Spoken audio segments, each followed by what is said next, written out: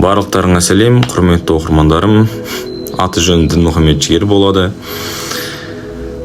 Бүгін бізде Қазақстан тарихы пәнінен тұңғыш өзіндік жұмысымыз, және де сіздермен бүгін қазақ жеріндегі ең алғашқы түрік мемлекеттерінің тарихын айтқым келеді, және сол тарихта саяхат жасағым келеді. Яғни түрік қағанатының құрылуынан бастап 13 ғасырға дейінгі түрік және түркі-моңғол мемлекеттерін бірге шолу жасаймыз. Бұл мемлекеттер біздің тарихымыздың, мәдениетіміздің, тіпті қазіргі қазақ халқының қалыптасуына да өздерінің үлкен зор үлестерін қосқан болатын, және де біз соны ұмытпауымыз керек. Ал енді әуелі түрік қағанатының құрылуынан бастайық. Түрік қағанаты 552-603 жылдар аралығында өмір сүрген мемлекет. 552 жылы түрік қағанатының тұңғыш қағаны Бумын қаған, жужандар, яғни аварлар деп атайды, соларға қарсы соғыста жеңіске жетеді. Тарих сахнасына алғашқы түрік қағанаты шығады. Бұл мемлекеттің орналасқан жері аймағы Алтайдан Каспий теңізіне дейінгі ұлан ғайыр аумақты алып жатады.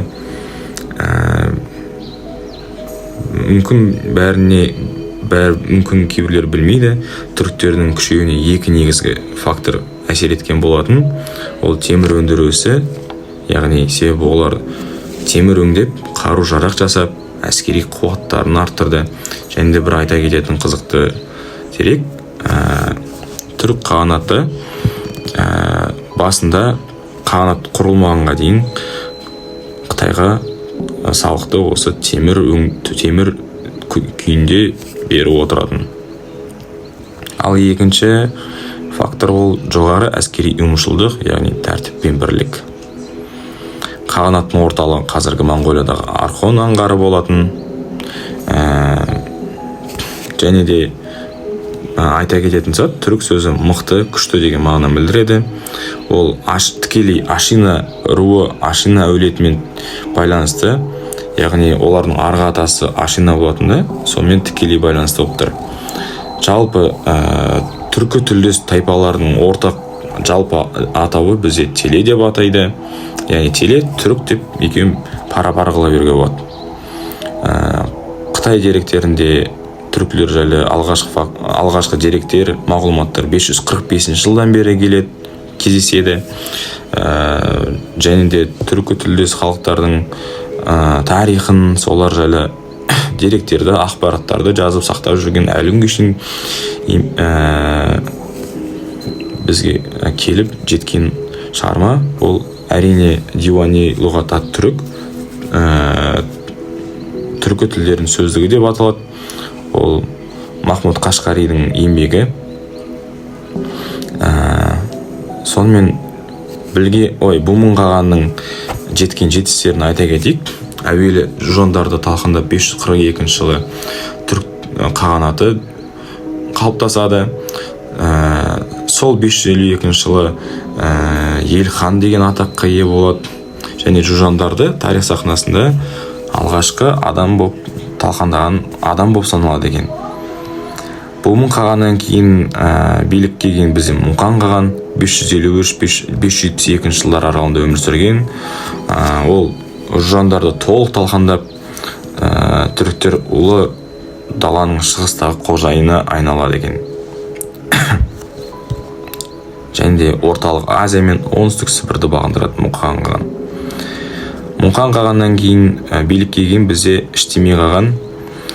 Ол қазіргі Қазақстан, Орта Азия жерлерін бағындырады. Еділ мен солтүстік Кавказға дейін тіпті жетеді екен. Іштемей қағанның тұсында түркілер әскери жағынан қуатты империяға айналады. Және де сол кездегі Ұлы Жібек жолында сауда-саттық, экономикалық, дипломатиялық қарым-қатынастар орнатады. Іштемей қаған тұсында түрік қағанатымен алғашқы қарым-қатынас орнатқан мемлекет ол бізде Византия. Яғни сөйтіп сол жақтарын толықтырып айта кететін болсақ, түрік қағанаттарымен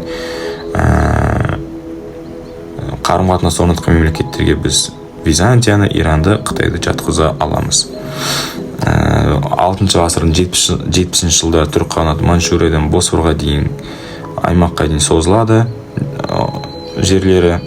6 ғасырдың 80 жылдары түркілер Парсы елімен одақтасады тіпті. Және де жаңа Византия елімен елшілігі одақтасты дедім ғой.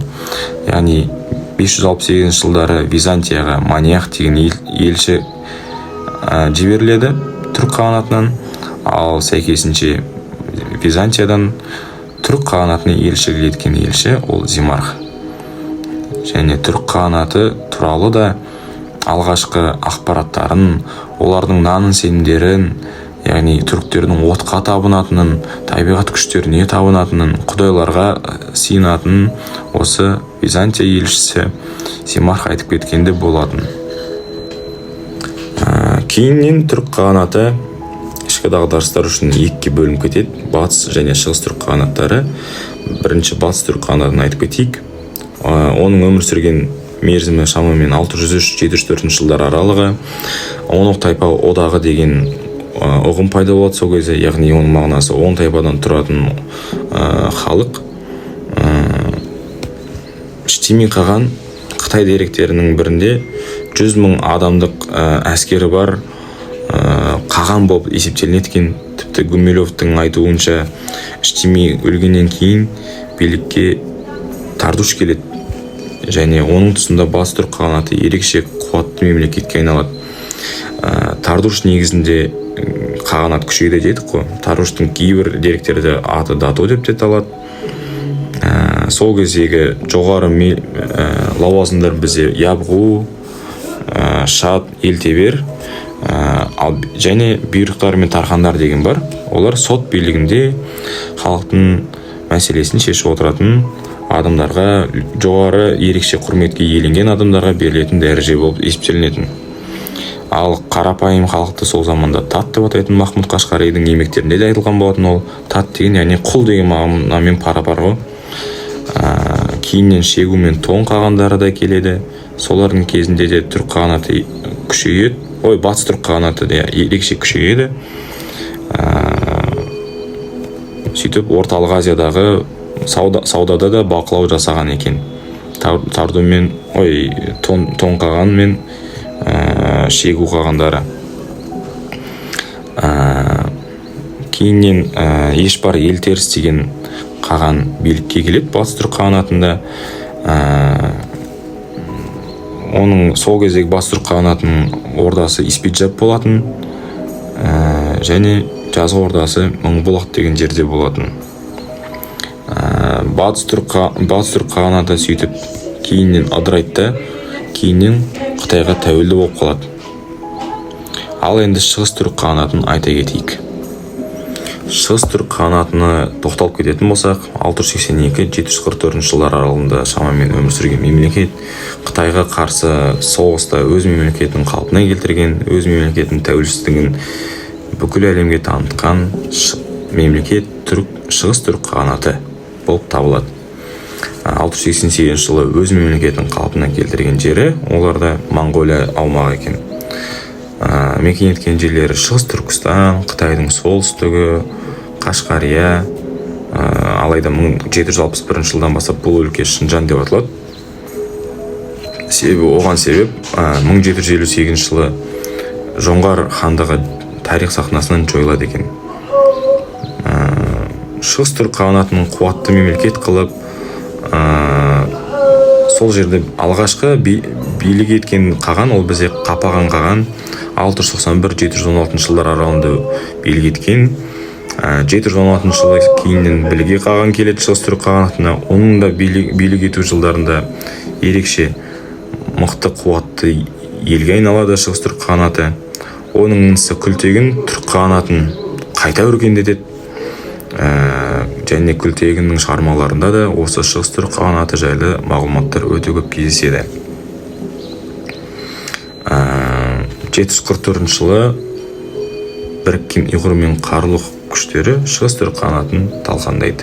Сөйтіп өкінішке орай шығыс түрік қағанаты өзінің өмір сүруін тоқтатады.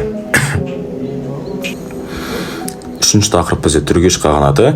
704-756 жылдар аралығында өмір сүрген мемлекет. Батыс түрік қағанатының мұрагерлері болып саналатын осы түргеш қағанаты Шу мен Іле аймақтарында мекен еткен, яғни Шу аумағында сары түргештер, Іле аймақтарында қара түргештер болып екіге бөлінеді. Астанасы әрине оларда Суяб қаласы. Түргеш қағанатының негізін қалаған бізде үшлік қаған.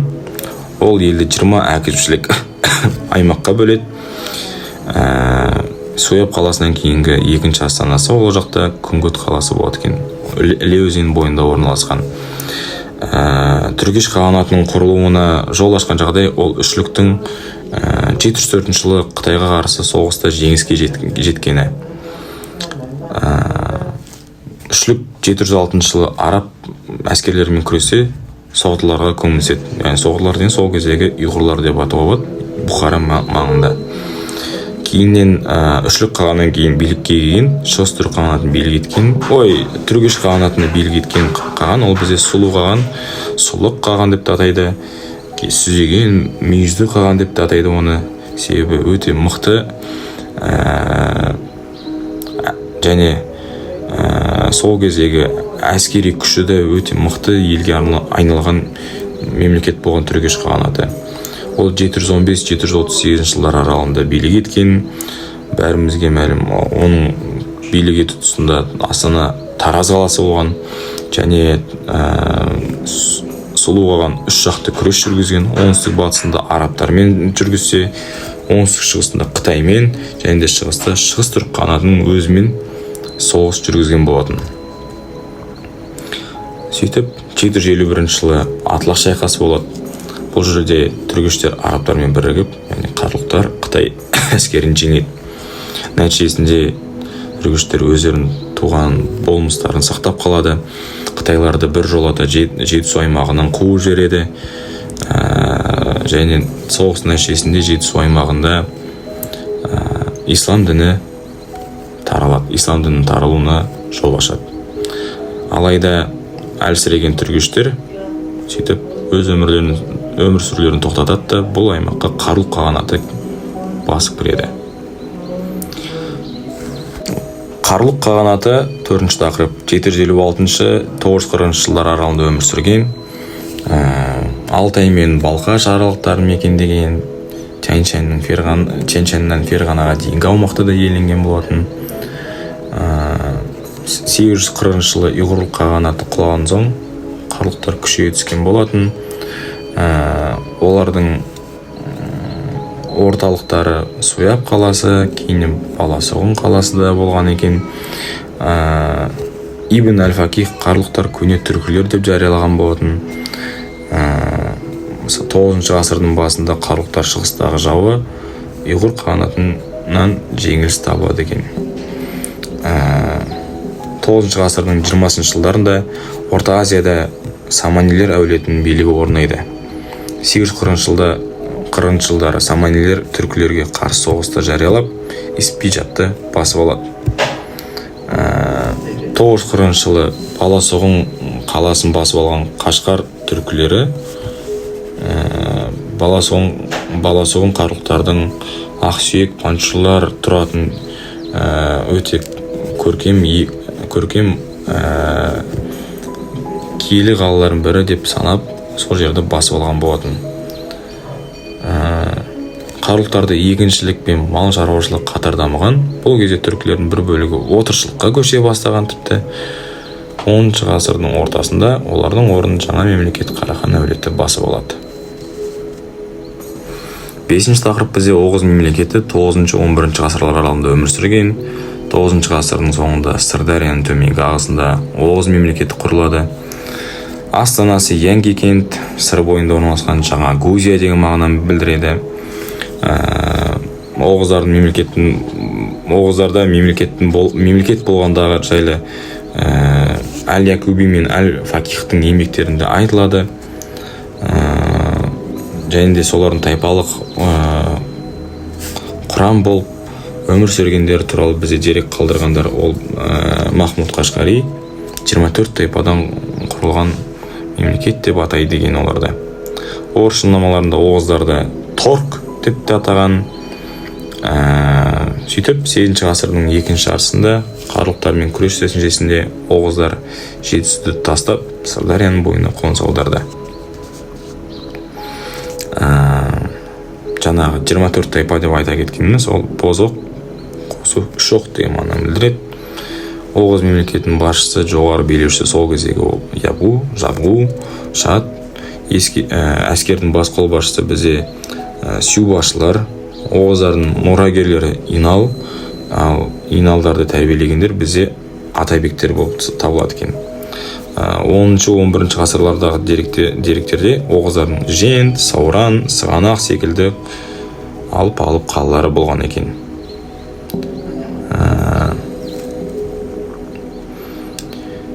Сөйтіп Оғыз тайпаларына шыққан селжұқтар кейіннен таяу шығысқа қуатты империя құрып, түркі халықтарының ислам өркениетіне терең енуіне жол ашады. Оғыздардың өздері хазарлармен, кейін қыпшақтармен де күрес жүргізеді. Нәтижесінде олардан да дым қалмайды. Ал келесі 6-шы тақырып бізде ұйғыр қағанаты. 744-840 жылдар аралығында өмір сүрген. 744 жылдары ұйғырлар шығыс түрік қағанатын жеңіп өз мемлекеттерін құрады. Астанасы Архон бойында Қарабалы Соғын қаласы екен. Боғу қалған кезінде ұйғырлар манихин қабылдап мәдени дамуға ерекше көңіл береді.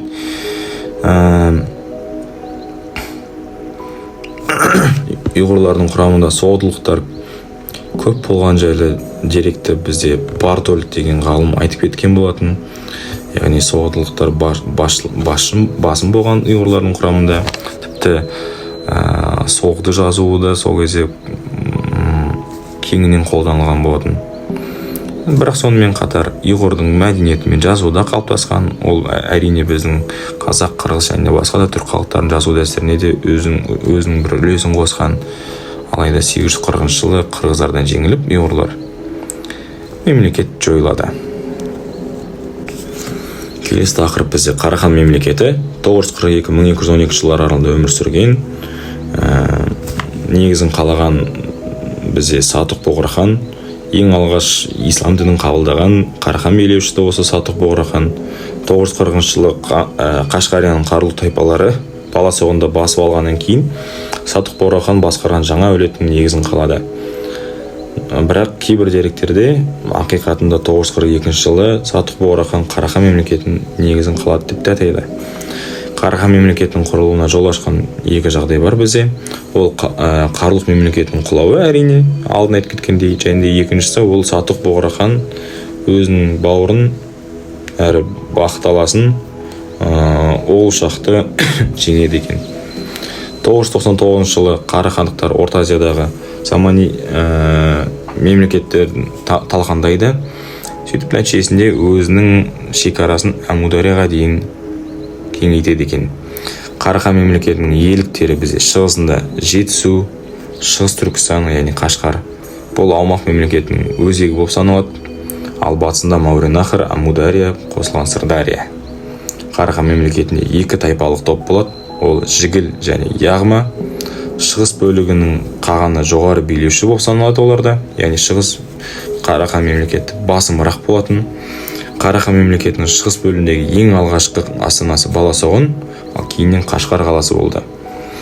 Батыс бөлігінің астанасы Бұхара, кейіннен Самарқан болып саналды. Қарахан мемлекетіндегі жер иелену түрі бізде Иқта, ал сол жерді иеленген адамды Иқтадар деп атаған екен. Сол заманда Жүсіп Баласоғынның құтты білек еңбегі де жазылған болатын. Құтты білек еңбегі бәрімізге мәлім, ол адамды жақсы жаққа тәрбиелейтін, оң жаққа тәрбиелейтін, оң істі ғана жасатқызатын, адам баласын нәресте туылғаннан дүниеден өткенге дейін қалай дұрыс өмір сүру керек екенін айтатын, бағыт бағдар беретін өте жақсы шығарма. Жақсыға баулайтын, жаманнан жирен қылатын сондай санаулы шығармалардың бірі. 11 ғасырда Қарахан мемлекеті шығыс және батыс болып бөлінеді деп айттым. Алайда 1212 жылы олар Хорезм шаққа бағынады. Екінші тақырып бізде Қарақытай мемлекеті. 1128 жылы және 1212 жылдар аралығында өмір сүрген мемлекет. 9 ғасырларда ұйғыр қағанаты құлағаннан кейін орталық Азияның шығыс бөлігінде билікті қидандар басып алған. Қидандар дегеніміз ол Қытайдың солтүстігінде өмір сүрген моңғол тілдес тайпалар. Сөйтіп 1125 жылы Қытайдың біріккен күштері Қидан мемлекетін талқандады. Ал қидандарды Жетісуға басып келген ол Елуй Дали деген тұлға екен. Қарақытайлар. Қарақытай мемлекетінің орталығы бізде Қызылорда, және бұл қаланы 1128 жылы басып алды. Ол Баласағұн қаласының маңында орналасқан екен. Мемлекеттің негізін қалған бізде Елуй Дали деп айтып кеттім. Қарақытай мемлекетінің тәуелді болып жыл сайын 3000 алтын динар төлеген ол Хорезмшақ. Қарақытайдың басшысы бізде Гурхан деп аталады. Әр отбасынан жинаған салықтың көлемі 1 динар. Ал 1143 жылы Елуй Даши қайтыс болғаннан кейін билікке оның әйелі Табуяна келеді екен. Мұрагерліктің өзіндік ерекшеліктері, яғни өзіміз байқағандай Қарақытай мемлекетінде болыпты. 12 ғасырдың ортасында Қарақытай тарихында орын алған оқиға ол салық саясатын өзгертіп, халық тонауға кірісіп кетіпті. Сөйтіп 7 ғасырдан бастап 7 ғасыр деп болма. Қарақытай 1141 жылы Қатуан шайқасында селжұқтарды жеңеді. Алайда 1212 жылдары Хорезмдар мен наймандардың біріккен күштерінен жеңіліп, Қарақытай мемлекеті өз өмір сүруін тоқтатады. 9 тақырып бізде Қимақ Қыпшақ бірлестігі. 7-11 ғасырлар аралығы. 7 ғасырдан бастап Ертіс бойында қимақтар күшейеді. Кейіннен 9 ғасырдан бастап қыпшақтар жетекші орынға шығады. Бұл бірлестік солтүстік Қазақстан мен батыс Сібір аймақтарын қамтыған. Алайда 11 ғасырда қыпшақтар қимақтарды ығыстырып, өздерінің қуатты хандығын дәлелдеп құрады. Кейіннен 10 тақырып бізде Қыпшақ хандығы. 11-13 ғасырлар аралығында өмір сүрген хандық. 11 ғасырдан бастап Дешті Қыпшақ даласында Қыпшақ хандығы үстемдік етеді. Олардың жері Жайықтан Ертіске дейінгі аймақты алып жатқан. Қыпшақтар тіпті шығыс Еуропаға дейін таралған болатын. Орыс шыннамаларында оларды половецтер деп атаған екен. 12 ғасырда Қыпшақтар мықты мемлекетке айналды. Бірақ 13 ғасырда моңғол шапқыншылығы салдарынан әлсіреп, Алтын Орда құрамына толықтай кіріп еніп кетті. 11 ғасыр бізде Хазар мемлекеті. 11 ғасыр деп қой, 11 тақырып бізде Хазар мемлекеті. 7-10 ғасырлар аралығында өмір сүрген мемлекет. Хазарлықтар бізде Еділ бойы мен солтүстік Кавказ аймақтарын мекен еткен. 7 ғасырда Хазар мемлекеті құрылған. 8 ғасырда олар иудаизм деген дінді қабылдаған. Ұлы жібек жолын бақылап, саудадан үлкен пайда тапқан. Бірақ 10 ғасырда орыс князі Святославтан жеңіліп, мемлекет жойылған болатын. Соңғы 12 тақырып бізде Найман, Керей, Меркіт және басқа тайпалар. 9-12 ғасырларда Моңғолия даласы мен Жетісуда Найман, Керей, Меркіт, Жалайыр, Қоңырат секілді кейіннен қазақтың құрамына кірген тайпалық бірлестіктер өмір сүрген екен. 18 ғасырдың ортасында Ертіс пен Орхон өзендерінің аралығында қалыптасқан ол бізде наймандар. Наймандарда яғни 8 деген өздерінің бір мағыналы бір наным сенімдері бар. Яғни 8 деген тікелей найманмен байланысты символ екен. 1125 жылы Ляо империясы құлағаннан кейін наймандар мен керейлер өз тәуелсіздігін алады. Найман мемлекетінің гүлденген кезі ол бізде 12 ғасырдың екінші жартысы. Мемлекеттің астанасы Орхон өзенінің бойындағы Балықты қаласы. Найманның билеушілері Наркеш Дайын, кейіннен Инанш Білге және Инанштан Бұйрық пен Даян деген ұрпақтары таралады. Ал Даяннан Күшлік деген Найман тарихындағы ұлы хандарының бірі болып саналады. Керейлерді айтып кететін болсақ, олар яғни 12 ғасырдың Орхон өзенінен Хуанхэ өзеніне дейінгі жерді иеленген мемлекет болып табылады. Керейлердің астанасы Битөбе деген жер хан тәңірі тауының шығысында орналасқан. Керейлер батыстағы көршісі оларға наймандар болып табылады. Және керей билеушісі сол кездегі ол Тоғырыл хан болатын. Яғни Тоғырыл, кей деректерде Тоғры, кей деректерде Ван деп атайтын тіпті. Темучиннің тәрбиесіне ерекше еңбек сіңірген керей билеушісі ол Тоғырыл екен. Керей мен Моңғол хандығы арасында қарым-қатынасы жақсы деңгейде болғандығы туралы Моңғолдың құпия шежіресінде де қамтылған екен. 1203 жылы Шыңғыс хан әскері керейлерді бағындырып алады.